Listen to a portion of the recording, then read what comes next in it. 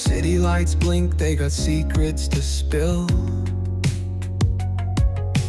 Painted asphalt whispers a soulful chill.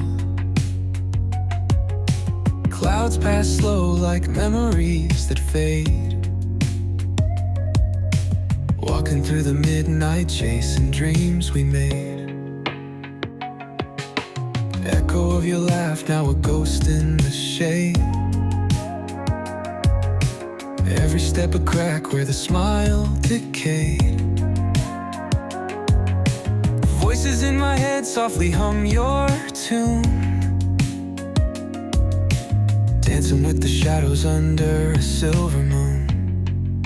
Falling stars write your name across the sky. Every trail burns bright, but they won't tell me why. Colliding with the echoes where love used to bloom, in the deep of the night under a pale lit room.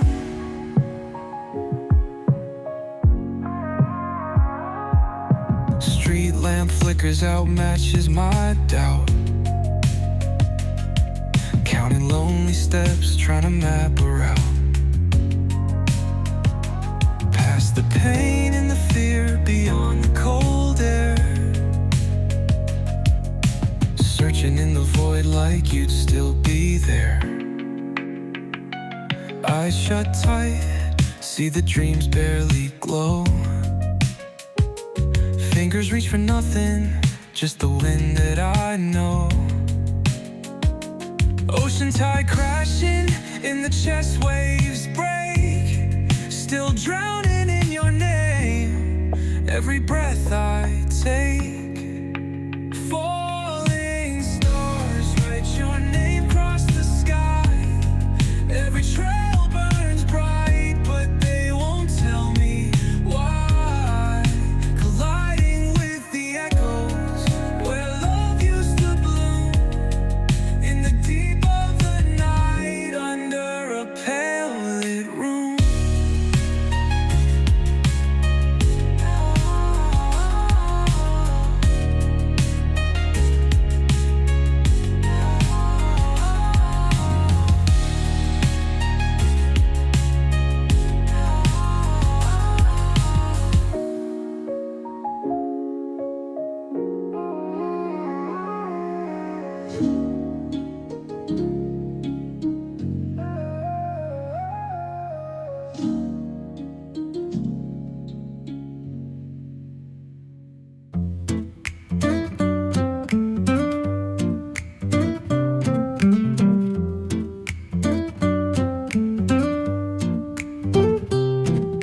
The cobblestones glisten, the city hums low. A drizzle soft whisper, where do thoughts go? The saxophone sighs in a soulful lament. A moment of peace that feels heaven sent. Through bookstore windows, the stories unfold. Between dusty pages, the wisdom of old. The jazz dances gently, it carries the breeze. Philosophy lingers in moments like these. Reflections in the rain, a world so surreal. Each drop tells a story, each step helps us heal. The piano keeps time for the heart's tender sway, and the quiet affirms what no words need to say. Oh, what is a thought but a cloud in the sky? It drifts and reforms, and it bids us ask why. We walk through the chapters, our lives intertwine, with the hum of the world and this rhythm divine.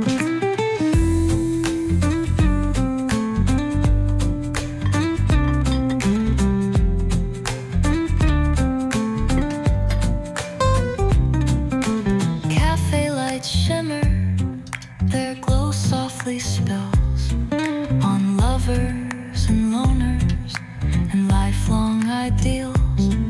Each sip of the moment is brewed with intent, the flavor of life with a note of content.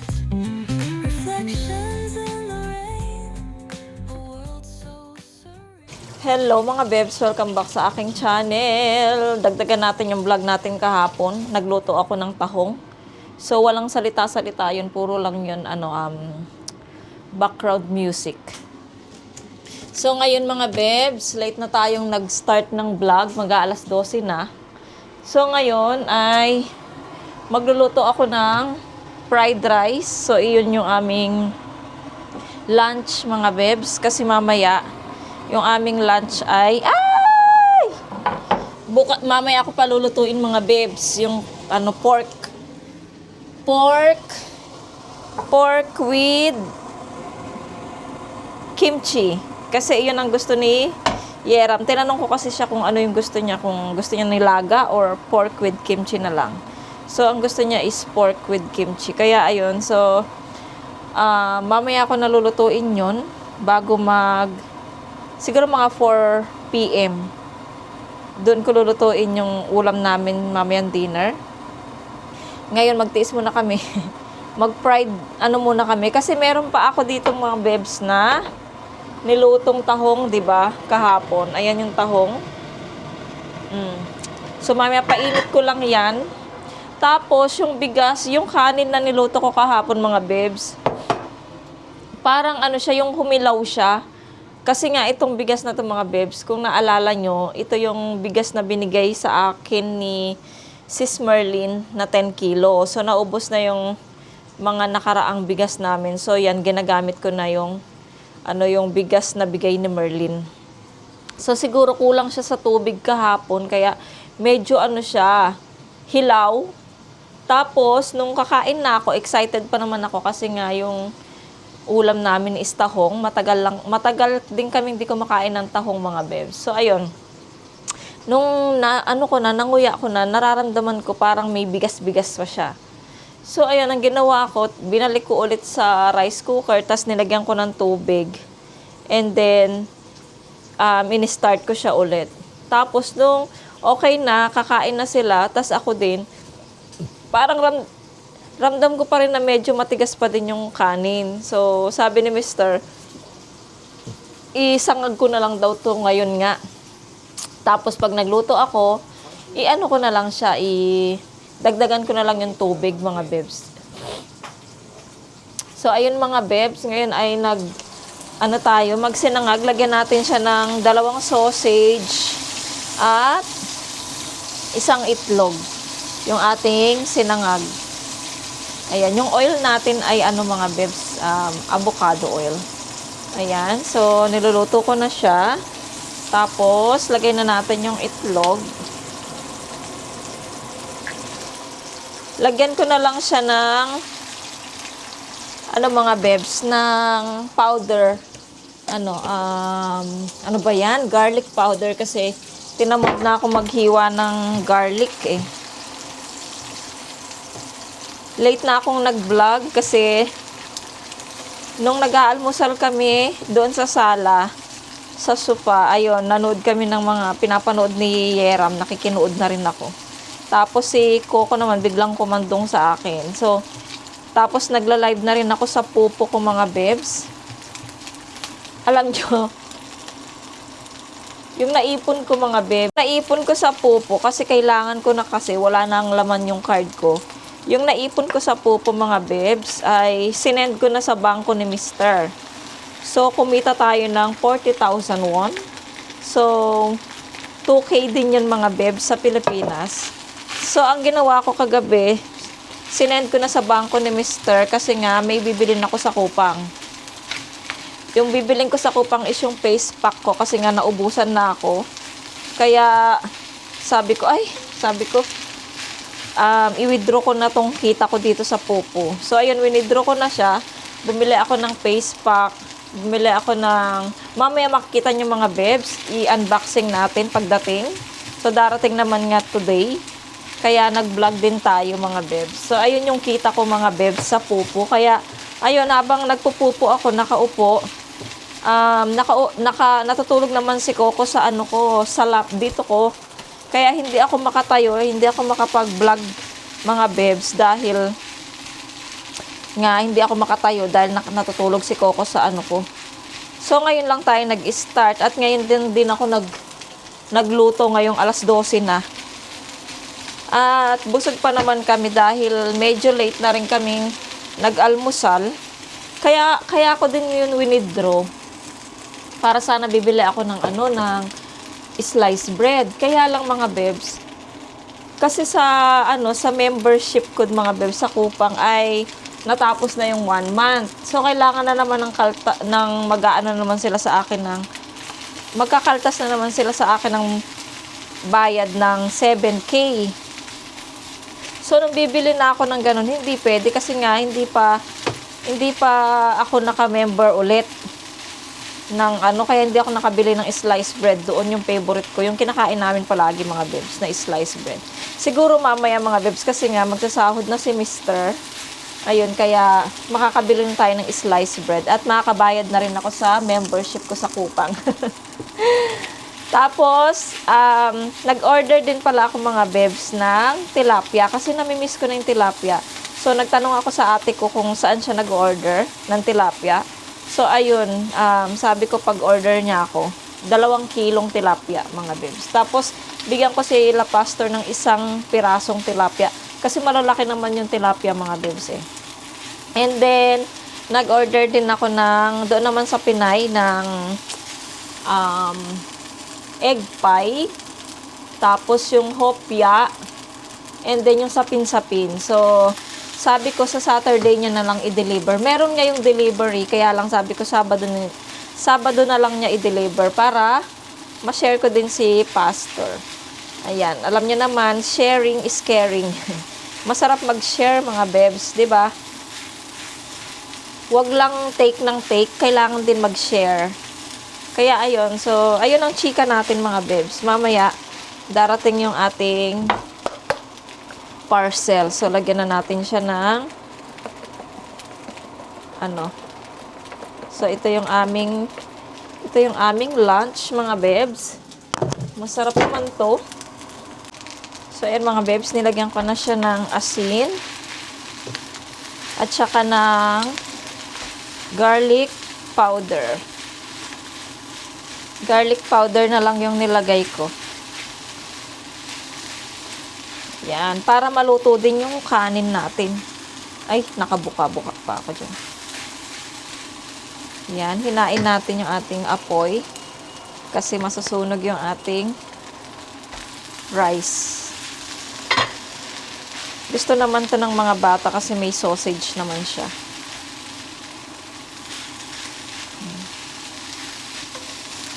Pag nagsaing na lang ako, damihan ko na lang ng tubig para hindi masayang yung ating kanin. Mahal ang bigas. Tsaka, libre lang tong bigas na to mga bebs. Regalo sa akin ni Merlin nung Pasko. 10 kilo na bigas. Ayan, so hindi pa yan okay mga bebs. Ito yung meat mga bebs na lulutuin ko mamayang dinner. Ay, ilagay ko muna siya sa rep, no? Kasi nga, baka mamaya pa naman ako magluluto, alas 4. So, ilagay ko muna siya sa rep. Ayan. Alam nyo ba yung pansit ko mga bebs? Nandyan pa rin hanggang ngayon. Ayun, no? Sabi ni Mr., nagluluto ka, hindi mo naman pinapakain sa akin. Sabi ko, mamaya, try nating pakain. Pero, tomorrow pala, meron na naman silang kainan na naman ng mga sa company nila. So, kakain na naman sila sa restaurant tomorrow. Pag daw masarap doon, sabi ni Mr., kain daw kami doon, kaming pamilya. So, itatry niya tomorrow. Baka hindi siya makapag-church tomorrow kasi meron silang dinner sa company. So, ayan, kasi nga, meron silang dinner sa company mga bebs. Hindi gaya doon sa iniwan niya mga kuripot. kuripot yung company mga bebs. Walang pa dinner. Dito maganda talaga yung napasukan niya mga bebs na company. Kaya, tsaka ang babait pa ng mga kasama nila. Tapos tuwing katapos mag-lunch, meron silang exercise, nagba-badminton sila dyan sa harapan ng company nila. 'Di ba? Mas maganda yung ganong company. Kaya si Mr. ay nagustuhan niya rin dyan sa bago niyang trabaho. Mag-ilang buwan na rin siya. Ang bilis, ilang buwan na agad siya dyan. So, ayan, parang okay na tong kanin na to mga bebs. Luto na siya. Tapos, ipapainit natin yung sabaw. Inom tayo ng sabaw ng tahong. Ayan, luto na yung ating fried rice. Tapos, ilalagay natin yung sabaw natin dito. Painit natin. Ayan. So, hintayin lang nating magkulo yung sabaw. Tapos, kakain na kami mga bebs. Yung mga anak ko, Tapos, magbabacuum din ako mamaya mga bebs katapos namin kumain. Ayan. So, ayan muna yung ating update for today's video. Nako, maglulobot yung aking yung mic. So, ko muna siya mga bebs. Charge ko muna yung mic natin kasi maglulobot na siya. So, nakaligo na rin si Yeram mga bebs. Ayan. So, iga-higa siya dito. Ayan. Ayan mga bebs, wala yung mic natin. Magsandok na tayo ng ating tawag nito. Kanin pala. Sandok na tayo para makakain na tayo. Maingay yung ating exhaust fan. Ayan, susundok. Sandok na tayo ng pagkain natin. Wala tayong mic mga bebs ha. Naka-charge kasi yung mic natin kasi na siya, palobat na siya. Kaya i-charge muna natin. So ito yung ating fried rice sa aming pa-lunch. Ayan. Blessing na din to kasi meron tayong makakain. Diba? Iba walang makain nakakaawa sila. Kaya ito, blessing na itong pagkain na to sa aming table. We are happy and contentment. Ano ba yan? Yan, para sa aming lunch. So, kumukulo na yung ating sabaw. Magsasabaw tayo mga bebs. Konti lang yung aking kakainin kasi busog pa ako. I'm so full pa. Yan, kuha tayo ng lalagyan ng sabaw natin mga bebs. Okay na siguro yan. I-off ko na. Kuha tayo ng sandok. Kuha tayo ng sabaw. Sabaw. Yummy. Ang sarap pa naman ito mga bebs kasi nga meron siyang lemongrass. Nilagyan ko siya ng lemongrass mga bebs. Para lasang-lasang, parang tinola siya na tinolang tahong. Ayan, ganun. Parang ganun na rin siya, tinolang tahong. Ayan, doon kami kakain sa maliit na mesa. So, let's eat guys. So, ayan mga bebs yung ating food. Ang ating lunch, mga bebs. Dito kaming tatlo. Ito sa akin. Kasi ayaw naman nila ng tahong mga bebs. Kaya ako nakakain yan. Kakain na tayo. Oy, mag-ayos ka nga. Tumayo ka dyan. Paano kakain? Nakakandong sa kanya si Coco. Paano siya kakain yan? Bala siya. Alam nyo, ang saya-saya ko mga bebs kasi yung kalamansi ko, tumutubo ulit siya, namumulaklak siya ulit mga bebs. Mamaya, ay ang dami! Wow! Mamaya mga bebs, katapos kumain, pakita ko sa inyo yung kalamansi natin. So mag-pray muna ako.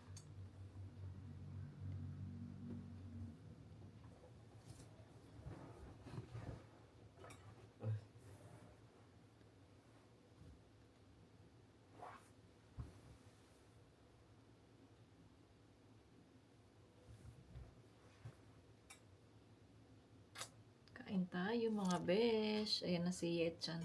Kain tayo. Kain tayo. Nawarap ko. Yetchan eh. Kain ane. Hmm? Kukote mo ni. Ikaw lang yung yari. Sarap. Kaya na bap? Hmm. Koko data. Naluto yung kanin mga bebs sa sinangag. Ano ba yan? Sarap. Sarap. May kimchi dun, di kayo kumain kimchi. Kimchi mo go?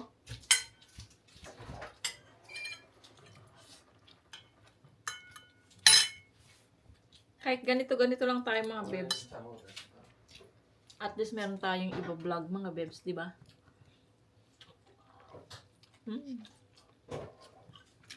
Tapos sabaw. Ano?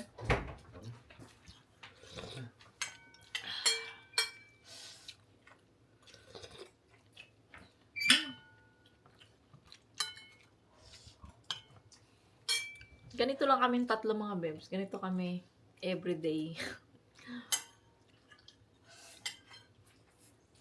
Pag nandiyan si Mr., doon kaming apat sa table.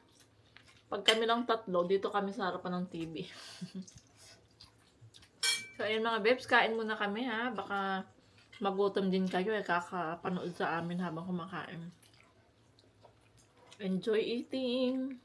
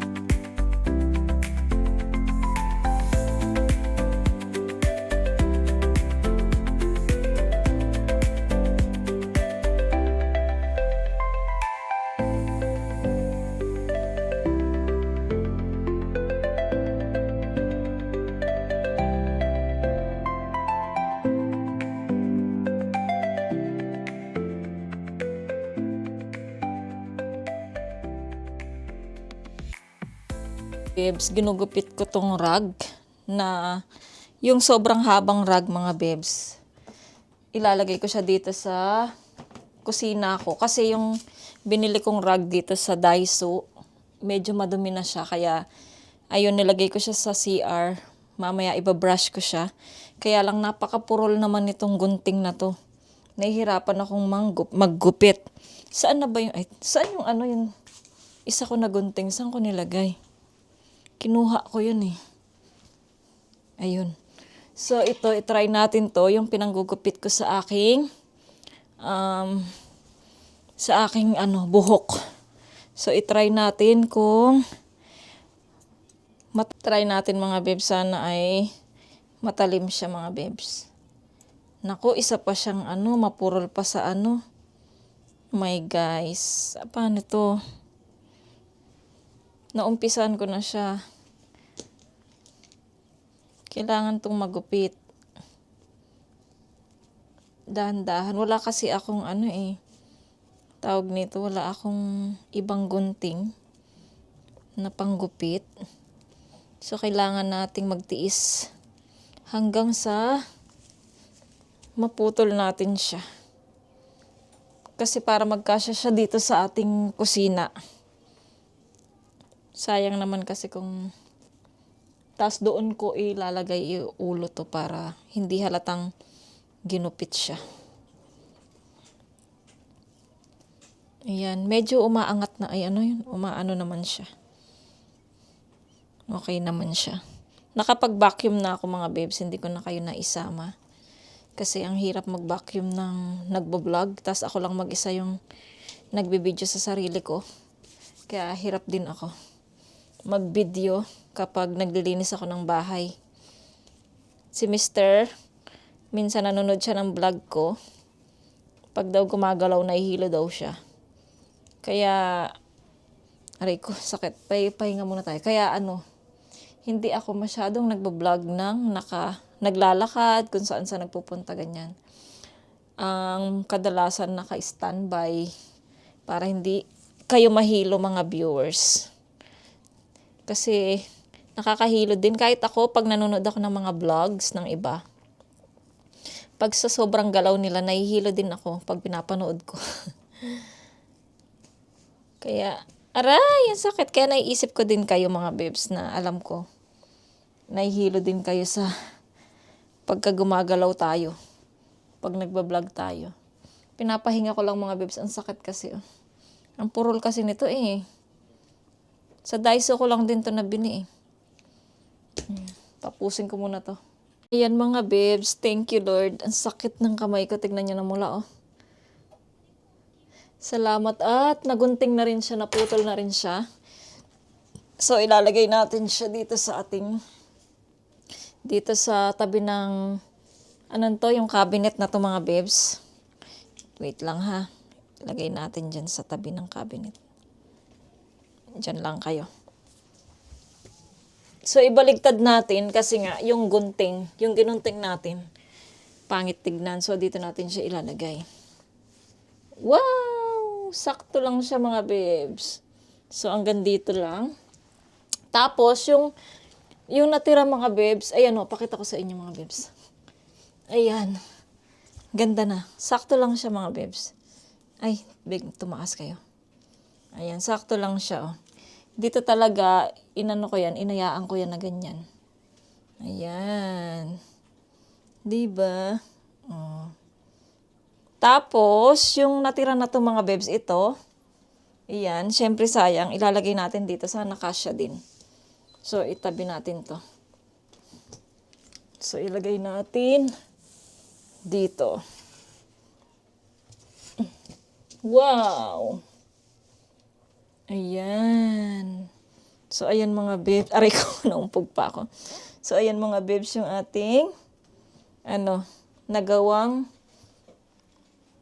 paraan para dito sa dito sa carpet na to. Kasi nga mga babes, sayang naman siya kung itatapon ko siya at kung itatago ko lang siya. Kaya ayan, meron na tayong carpet dito sa ating kusina. Tapos mga babes, itong lalagyanan ng pagkain ni Coco. Ayan, hugasan natin yan mga babes, linisin natin.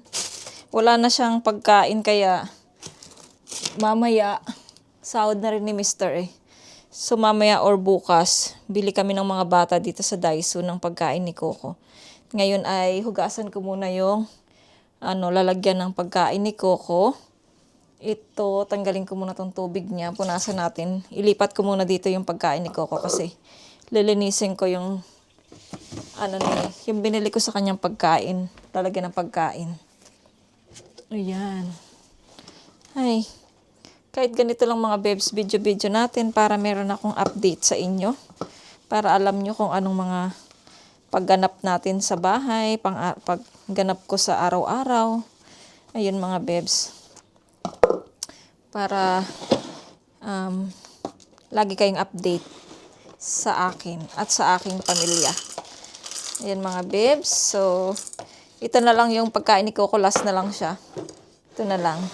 Kaya kailangan talaga bumili na ng pagkain si Mr. Naku, mahirapan ako dito eh. Hindi ko kasi maubad yung ito dahil tinatakpan natin yung alam nyo na. Ayan. So, maghuhugas muna ako mga babes ng ni Coco. Lalagyanan niya.